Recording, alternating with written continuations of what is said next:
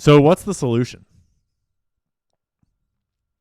What is the solution? Conspiracy theories are entering a dangerous... Information is the oxygen of the democracy. There's so much evidence out there that even if less than 1% is true, that would be enough to collapse the current paradigm and change the whole planet. Because ultimately, what are you going to do about it, bro? Like you're not going to change the world. I'm not going to change the world. None of us are going to reverse the collapse of this empire. None of us are going to reverse the debasement of our currency. No one's going to stop the giant wrecking ball that is this whole pattern. We live inside of it. Like when you zoom out, you're just a little dot inside of this whole system. But your dot is your whole life, filled with meaning, filled with people that you love, right? Things to do. It's your whole life. And there are a lot of important things to do that are big, like telling the Zionists to get fucking wrecked. That's important, but it's not really going to change your life, right? Like telling Israel to get wrecked is a good thing to do. I would encourage you to do it. But it's not going to improve your life and make your kids better off. I mean, getting them out of our fucking government certainly will help. It'll help our whole nation, and we're working on it. But like, this is your life, and you should be making choices for you that will improve your life. And the unfortunate truth of it that I think we all figure out sooner or later is that's up to you. It's up to me. It's up to each of us, right? And that's why I do what I do, is because the first thing you need to do is learn. You need to get smart. You need to figure out a skill that's useful, or learn to understand the problem and how to dodge and weave, right? Learn how money works. You can't do anything until you understand the problem. And that's why we're here learning about the problem. And I'm part of the problem. I'm a big problem online. I fucking start a lot of problems. But we're learning things, right? And as you learn and as you get educated, as you learn to understand money, as you learn a skill, practice a trade, right? Like an awful lot of our jobs are going away. An awful lot of our skills are going away. Truck drivers are getting replaced by immigrants and then by robots. A lot of us are getting replaced by robots. And this is part of why I tell people that, like, I would highly encourage anyone that has any aptitude towards it to learn this skill of creating videos and creating content of various forms, because there's a million different trajectories that job path can take.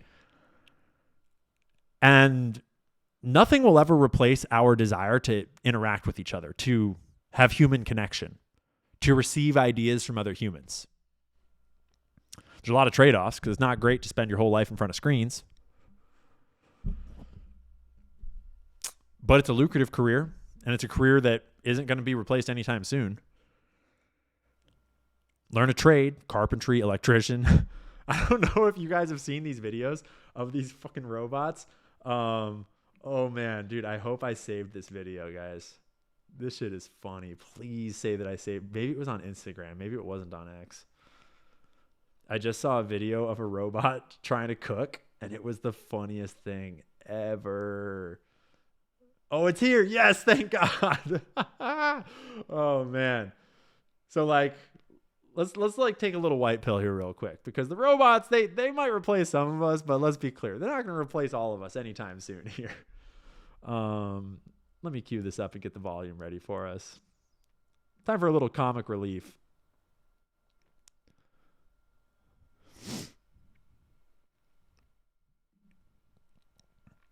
Tech bros, the singularity is near. The tech. That's a wait. Stop, settle down. So if you can cook me the meal, I'm gonna go on in here and play for it. It's wearing a little maid dress. Yeah.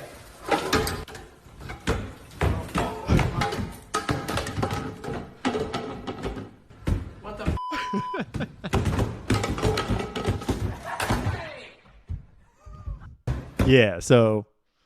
Yeah, so you know, like, the robots aren't going to be here too fast, right? Because this Neo robot is such a good example of, like, it's not going to work, right? And when you look at the Neo robot, it's been going viral all over. Everyone's reacted to it. We're not going to react to the whole video at all. We're not going to do that.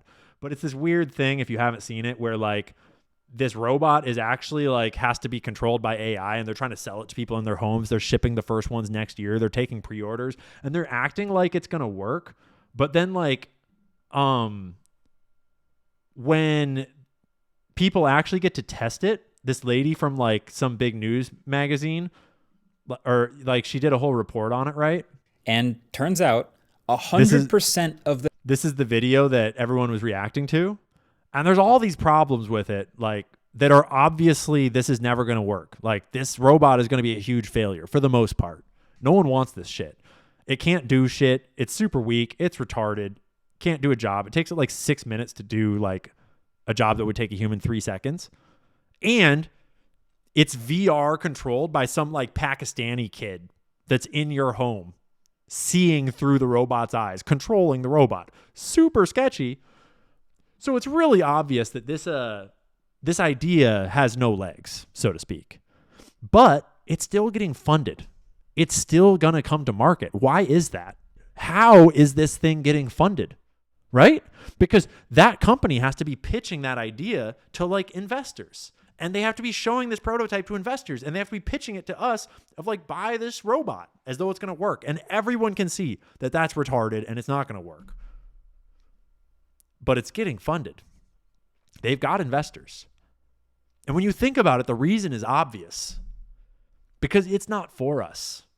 That is just them trying to get crowdsourced investment from all of us in order for us to help fund the Department of Defense's research that they're doing. To fund the actual robotics research, which is how to make robot super soldiers and fucking robot police officers, right? They don't give a shit about the robot in your home. All the most advanced tech in the world is funded by the military. And it's the military budgets that drive tech and innovation. The whole internet was literally developed by the military, by DARPA. A whole bunch of the inventions that we use, like the chips that we use, cell phones, everything tech runs on military technology.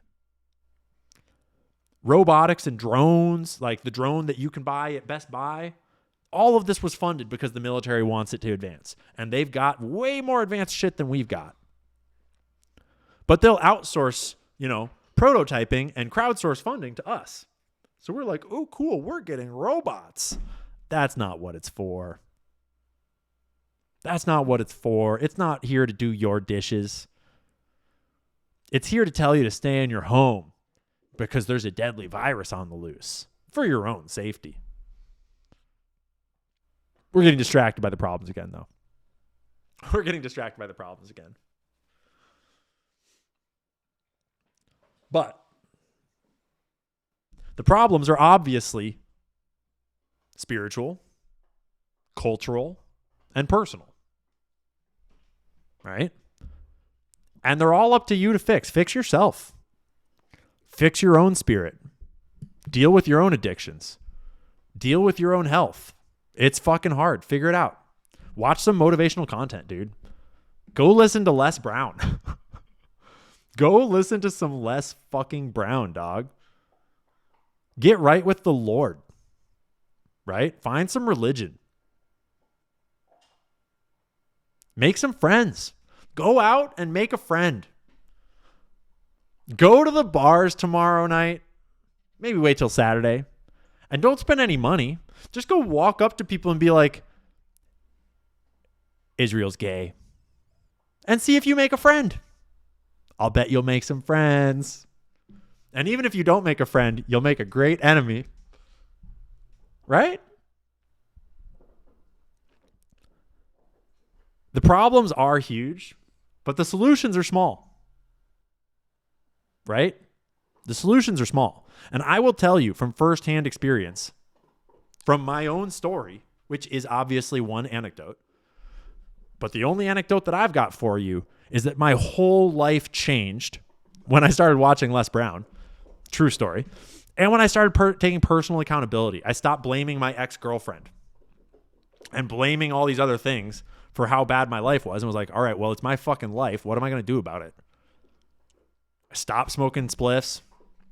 stopped whining, and started working out, started eating healthy, started aspiring to do the best I could do at work.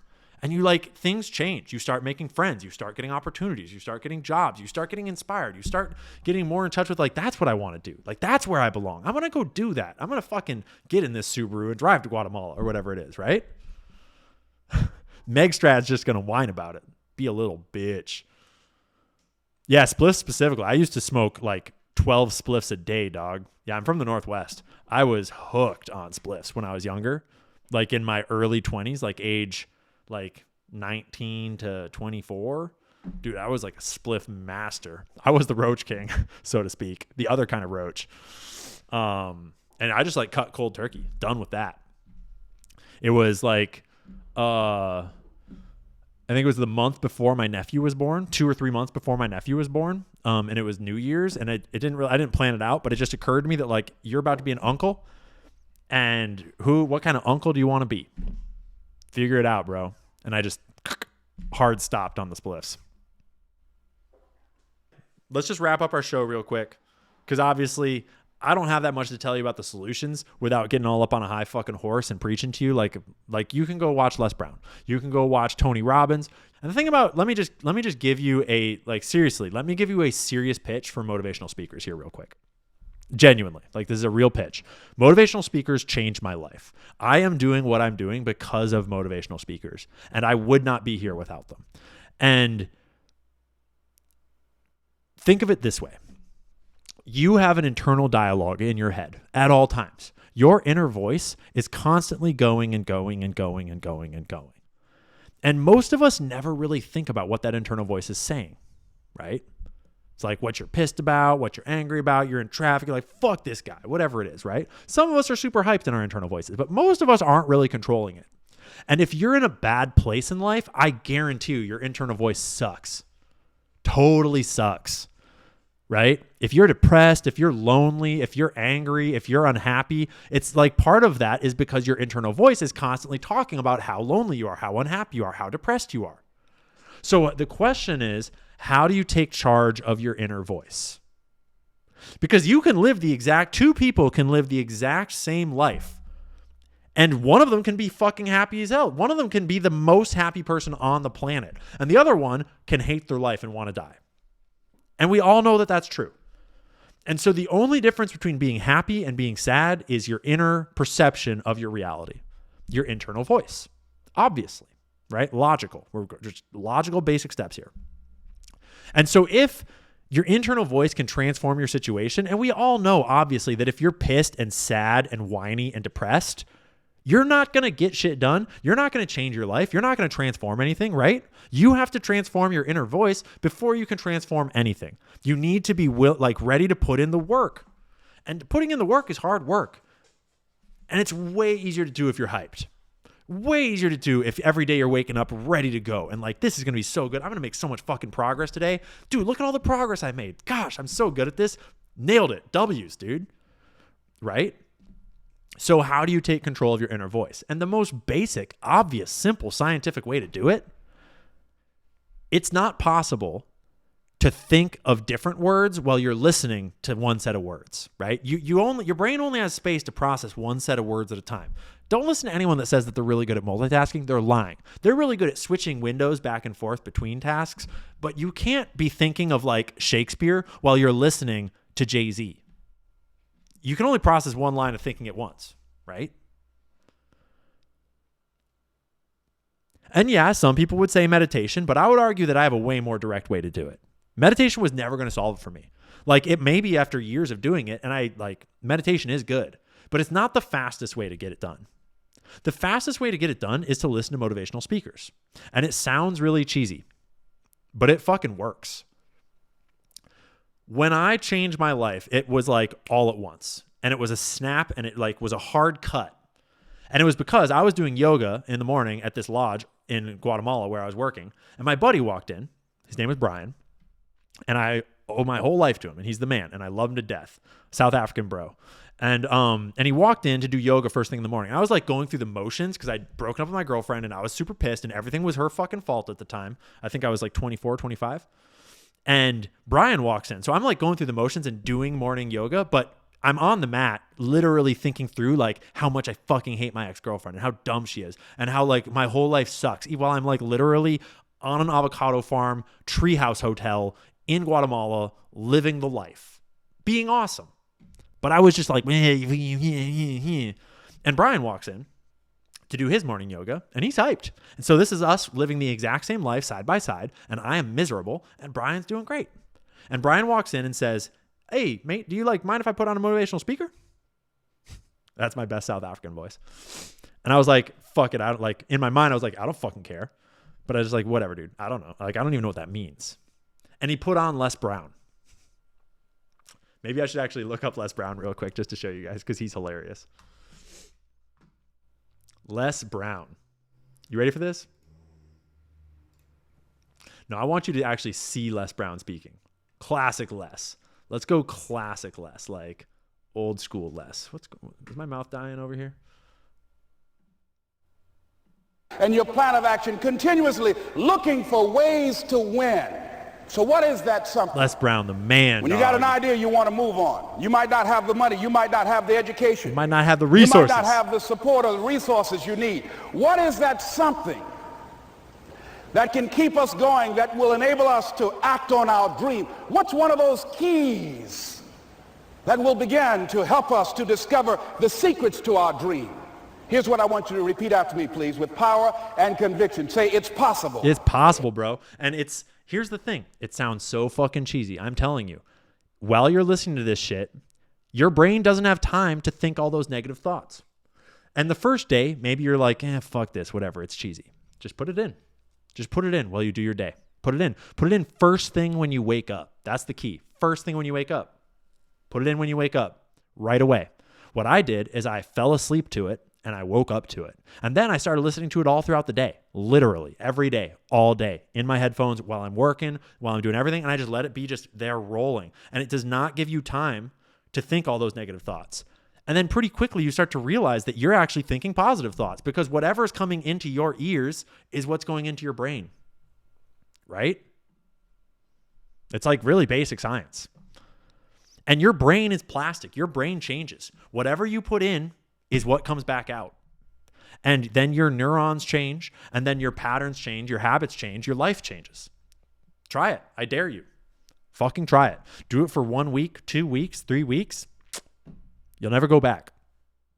And to this day, anytime I hit a rough patch in life, anytime I hit a bump or a snag, get low, I just pop in motivational speakers again. And obviously there's more to do.